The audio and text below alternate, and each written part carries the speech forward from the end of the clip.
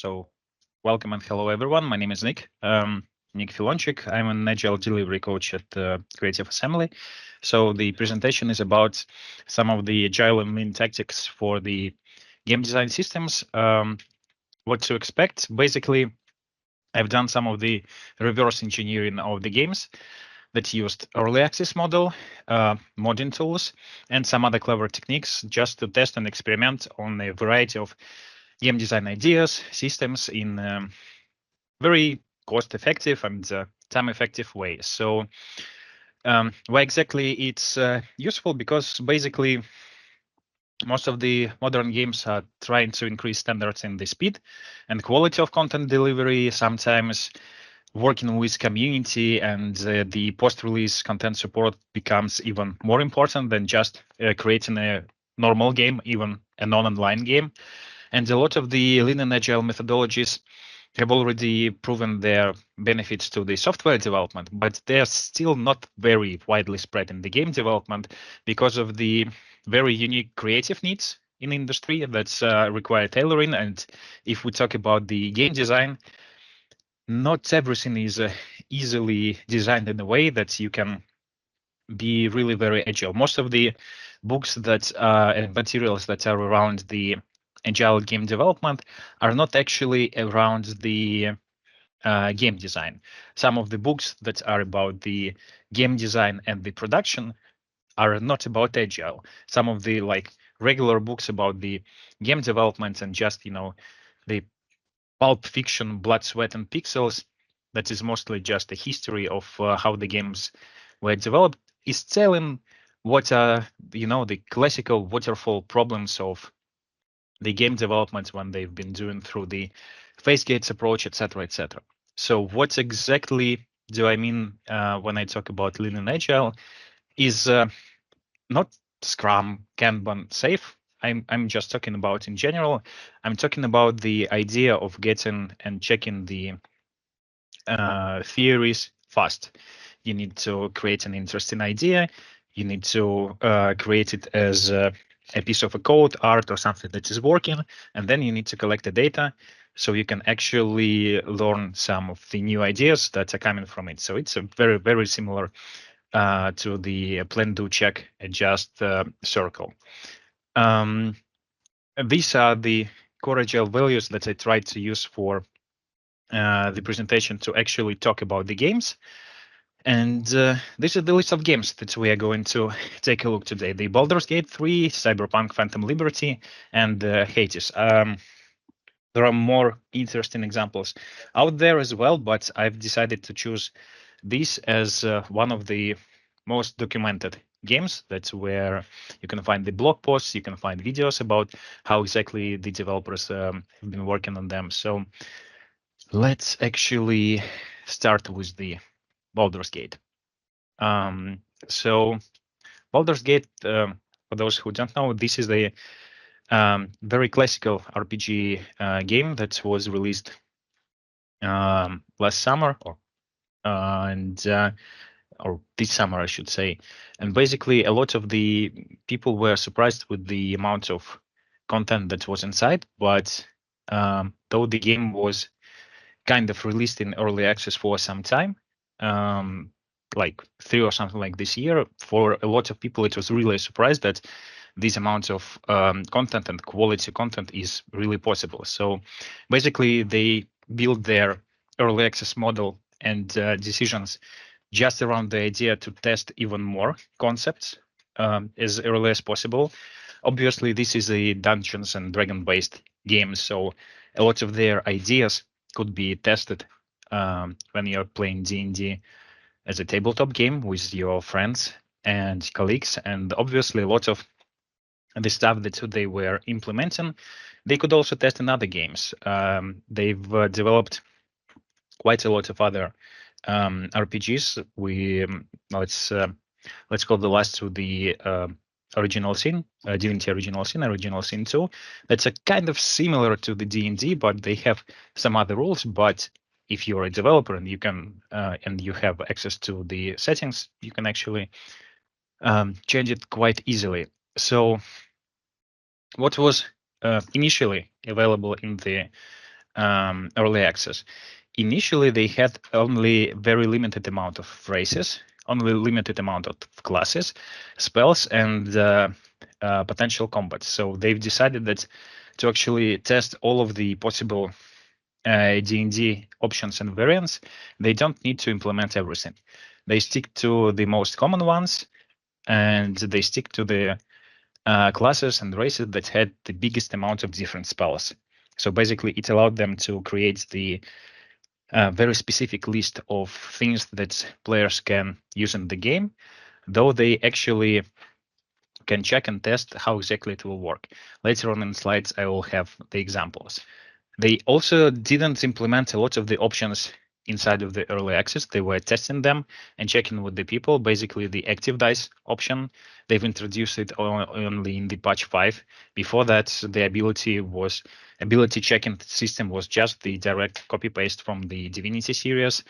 They also didn't have the inspirations, backgrounds, and all of this stuff. And they were just asking the community about what exactly do you want for us to add earlier, and then they were just measuring, community sentiment is saying to us that we want the inspiration, so let's add the inspiration.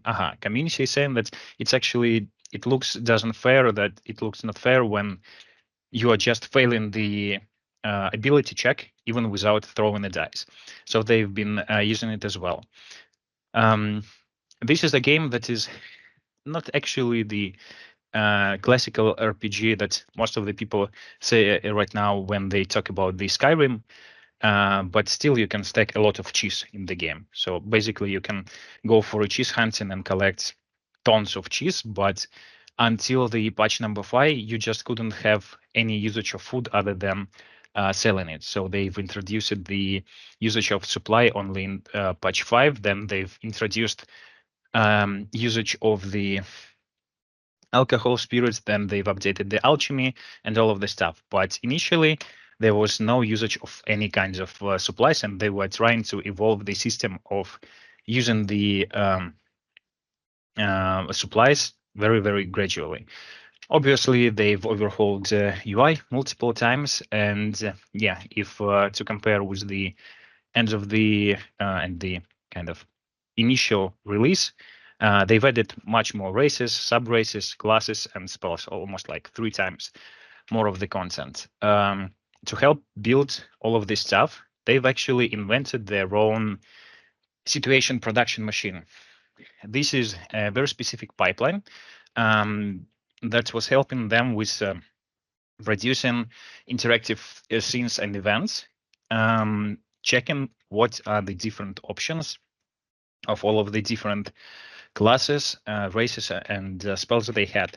One of the biggest available example, I guess it was in one of the Sven Vinke's interview, was that using this situation production machine, they've actually updated one single encounter multiple times. Something that is happening in the beginning of the game. Yeah, sorry again for the spoilers. Initially, something that started only as a cinematic turned into the dialogue, and dialogue with multiple options that depends on what are the spells that you know, what is the race and the class that you are, and basically it evolved into the possibility for you to hire the intellect devourer into your team, and it actually made them to update the system that was working with companions, because every NPC that is in the game is actually reacting to the party you are going with. So they've needed to update the way how they build the system for interacting with the NPCs just because of this small change.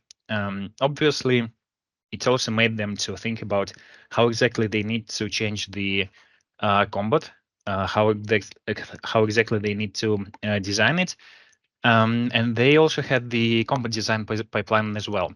So for those of you who are actually playing D&D, this is a very classical table, I guess from 5e edition, how exactly the dungeon masters are trying to generate the encounter for the players. So in Baldur's Gate, just because Baldur's Gate is also the D&D, they've used the same. It's just they've made a little bit bigger checklist to double check what is the variety of the people and creatures you have in your party, and what are their levels, and what are the spells and items that you have, so they can easily understand, is it actually good enough combat for them or not. And to check it, they've used the same technique they used in the Divinity original scene too. They had a heat map. They had a heat map that was actually telling them where the players with different amounts of and different type of characters in their party were dying, where not only the characters in the party were dying, but also the player was fully defeated, means that all of the characters were dead. What are the spells that were used in these places? Because, for example, most of the time, your party is dead because of fire, because there was a barrel of oil and you used a fireball. So this is a very classical example. So somewhere in these heat maps, they had such an information. They've developed it for original Sin 2. They've also used it in the early access, trying to understand how exactly players are dying and what are the spells that are making them to do it. So they basically can ask their level designers to put less of the oil barrels or update the map in another structure. So, for example, players will have more cover to hide versus the enemies. And also they were checking the dialects and behaviors of all of the players and the encounters just to understand, should they actually change the quest lines so it would be shorter, or should they update something that will enable them to make it fast. Next slide. Next slide is about spells. One of my favorite ones. Obviously, something that you can see is not a cheap reskin, but actually it could be like this. One of the very coolest example is, again, coming from the Dungeons and Dragons, that you have this very huge variety of different spells, but some of them are really very similar. Firebolt, Ray of Frost, and Acid Splash, and Fireball, and different type of chromatic orbs. So these are all of the spells that are dealing the damage to the enemies in some specific way. Initially, all of these spells were doing just different colored and different type of damage in different amounts of damage counters, and just used the same mechanics that they've used in original Sin 2. Basically, when you cast a spell, the spell hits the enemy. Let's say it's fire. The enemy sets on fire, and the environment where this enemy is standing will also set on fire. It's kind of okay if it's a fireball or a chromatic orb, but if you think that there is something that is called ray of frost or freeze arrow, this is an arrow. So if you shoot an arrow into an enemy, the ground shouldn't change. But initially, it was changing. So with all of the levels of updates during the early access, and then even after the release of game, they were tuning all of these types of systems that were working with how exactly the damage and the physical recreation of the damage and change in environment will work. This is something that is easily described in Dungeons and Dragons book for masters. Basically, a lot of the spells are going into different directions and forms.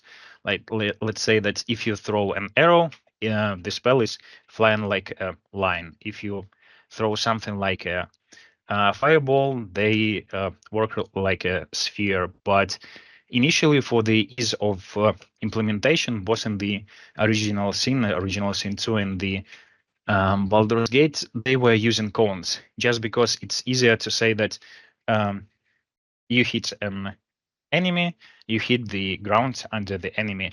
And it looked really very innovative because at the time when the first original scene was released, almost no other games were using the same system. In the slides, I have all of the links to the presentations and videos that I used for the Baldurs Gate. But now I'm going to the Cyberpunk. And yeah, feel free to ask more questions in the chat. I will try to answer them when I have time. So Cyberpunk and Cyberpunk Phantom Liberty. Almost everyone understands that Cyberpunk was a disaster, and in CD Projekt Red they called it okay, it was just a tipping point.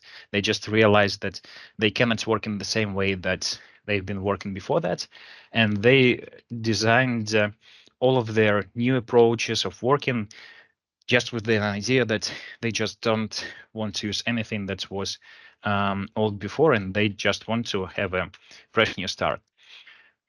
They tried to play with the concept of having content teams because they've decided that Cyberpunk was the last game that was using their Red Engine, and they wanted to switch to Unreal Engine. So they decided that they are stopping the technical development for most of the part, and they go mostly with the teams that are working on content, and they decided that they're trying to actually split all of their variety of people working in different teams into the content teams, and they try to find a common goal for every of these teams so they can actually work with some specific scenes or some specific levels, and it would be only one single team. One of the very cool example is the the slide is in Polish mostly. This is the one of the mission, and again, sorry for spoilers. Mission was the Chimera tank mission that is a cool homage and tribute to Ghost in the Shell, and all of the other classical cyberpunk stories about a cool big tank that has a, I don't know, an intellect or control somewhere away from you, and you just need to fight with him. So the idea was that they've split all of the Phantom Liberty content into several big chunks. Some of them are bigger, like storyline missions that can take a player something around 2 or 4 hours, and some of them are like encounters, just as in Dungeons and Dragons, where you are actually creating a level, an encounter, some enemies, and some very specific designed background, even music for this level, because they really wanted to make it very, very similar to the Ghost in the Shell. So they've tried to actually use this gray boxing concept for all of the parts. Even in the first builds of the Phantom Liberty, at least as the developers were saying, they really tried to make the game still working, and they were really thinking that this high level of gray boxing was working really, really very well for them. It enabled testing for them better. This is, I think, a very classical concept for game dev when you are kind of gray boxing all of the levels.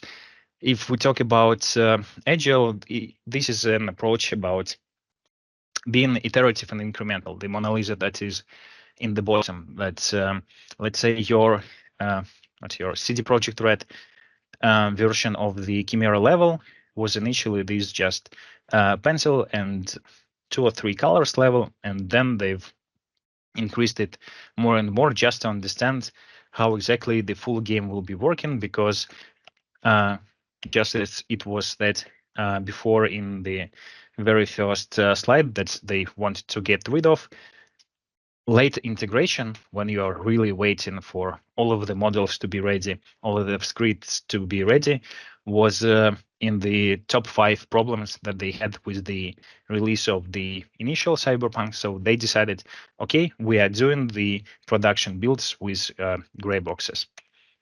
Another cool example from Cyberpunk Phantom Liberty is how they've actually changed the perks. So this is the screenshot with the original perk system from the Cyberpunk 2077.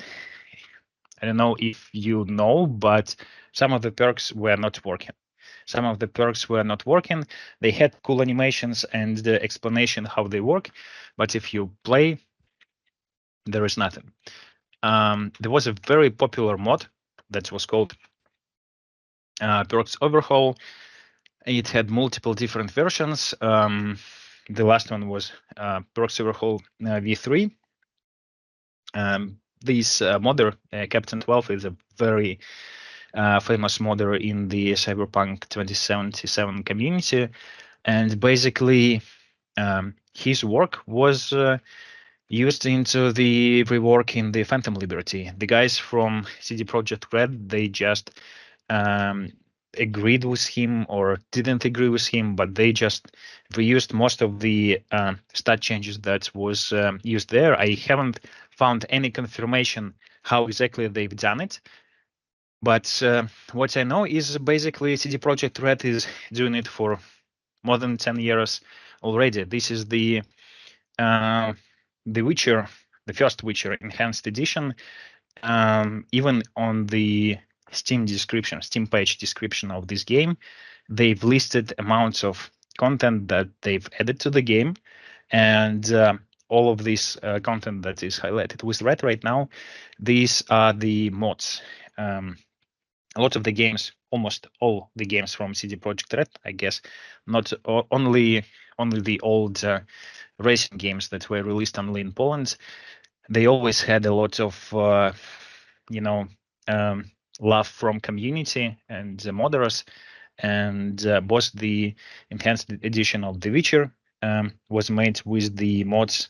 The second one, and finally, right now, when they released the Red Kit for The Witcher 3, I still think that in a year or two they will re-release Witcher 3 with mods from the community, because they were doing it since the first Witcher, and this is completely fine for this company. And maybe it's why exactly modders are very, very kind of in love with all of the products that CD Projekt Red is doing.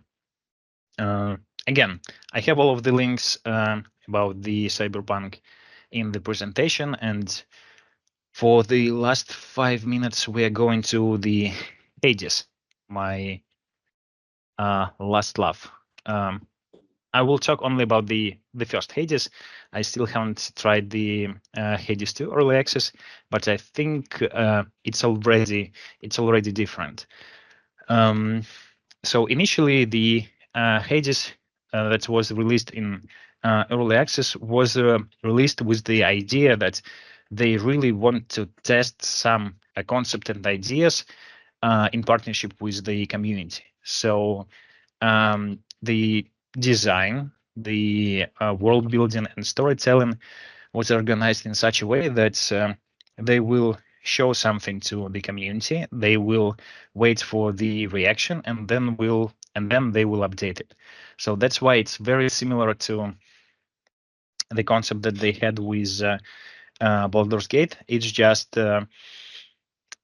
still have a lot of the similarities with Cyberpunk, because the Supergiant team is pretty agile from the beginning. So they've used a lot of the concept of the team building and the working pipelines to be agile from the beginning. So early access of Hades had only a quarter of all of the game content. So again, sorry for spoilers. There is a Hydra fight in Hades. Right now, you'll say that it's somewhere in the beginning, but for the early access, it was the end of the early access, and this was the first boss fight that's enabled the team to actually test the different mechanics of the Hydra. And Hydra as the boss in Hades has the biggest variety of attacks. So basically saying that this is a Hydra and Hydra has different moves, they've actually checked how later the Minotaur will work, how the Hades will work, how the Harpies will work just on one single boss that is using different attacks. They were testing all of the approaches, how other bosses in the game would be working. They also didn't have all of the variations of wounds and boosters. They didn't have all of the weapons. All of the weapons and wounds that they had, they were split into two categories. Something that is doing damage and increasing the speed of doing damage, and damage and speed, and another one is amount of damage that you can receive and not die. So basically, they've created the builds for DDs, damage dealers, and tanks, and it enabled them to actually check what are the other different bonuses that you can get. So you would be more DD or more tanky. And as there is no support because it's a single player game, they decided that they actually don't need anything for support. The only thing that they've added later was that initially they didn't have a ranged weapon. Only the enemies could do the ranged attacks. And yeah, finally they didn't have more than one biome in the first early access, but every time when they were adding more and more biomes, they were actually updating not only the new biome with new enemies and new bosses, they were also bringing new boons and upgrades for all of the previous levels. And sometimes they were hiding the secret fights just because they wanted to check the abilities of some of the players of going very, very fast, like the concept of maxing that is very popular in D&D. There is a possibility in Hades that if you are very lucky with the boons that you get, you can actually finish the game much faster than in any other build. So that's because they decided that, okay, if the possibility of a player of receiving some of specific bonuses is very high, this player will get a secret fight, and this secret fight would be way too powerful than the others.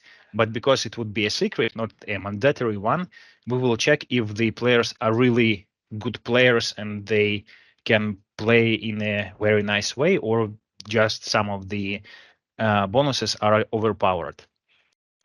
So that's why they've created several different combat test levels. So they've created the levels that had all of the weapons available, all of the enemies available, all of the things to hide. And then they realized that actually randomly generated maps are not working for them. So they've decided to switch from the randomly generated maps that were in the first early accesses to fully hand placed. It's just the idea of where exactly there is an entrance to the room and what are the bonuses that you receive in it. But everything else is fully hand placed in the game, and it enabled them to get the feedback from players earlier and in a more consistent way. So how it was working through the entire process is basically they had the monthly update that had play tests. They've collected the player feedback, and then they've implemented the changes. So very, very similar to the slide I showed in the beginning of the talk. They really were waiting for the feedback, not only in the forums, they were also watching the Twitch streamers, and this is the screenshot from the documentary by the NoClip. They've realized that watching one single streamer even for 1 minute was much more useful than an hour of playing by themselves, just because the players received so many different builds because of the randomly generated bonuses, that it was just impossible for the developer who is developing this game for the third year in a row to think that this is something that is a challenge. And some of the developers, they were playing the game for the last 2 years already better than most of the streamers, and they just forgot that this is actually a problem for newcomers. So they realized that watching the streamers, especially the streamers that are telling how exactly they are playing, what exactly is causing them problems, was very, very useful for them. And yeah, that was it. I was almost in time, 33 minutes. Thanks for your attention, and I think I'm ready to answer any question.